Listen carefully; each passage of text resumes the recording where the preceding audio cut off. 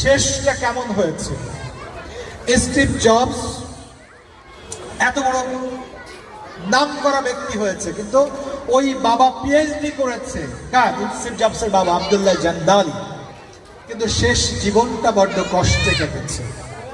উনি জুয়া খেলার যেখানে ব্যবসা করা যায়, ক্যাসিনো বলে, সেই ব্যবসা করেছে, রেস্টুরেন্টের বিজনেস করেছে।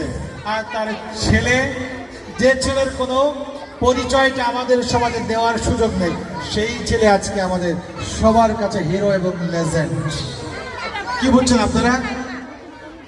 বড় হওয়ার গল্পগুলো সমাজ মানে না, রাষ্ট্রের অবয়ব মানে না, অর্থনৈতিক বৈষম্য মানে না। স্টিভ জবস যে বিশ্ববিদ্যালয়ে পড়তে পারেনি, সেই বিশ্ববিদ্যালয় তাকে ডক্টরেট ডিগ্রি দিয়েছে। আর তার বাবা ডক্টরেট করার পরে শেষ জীবন রেস্টুরেন্টের ব্যবসা করে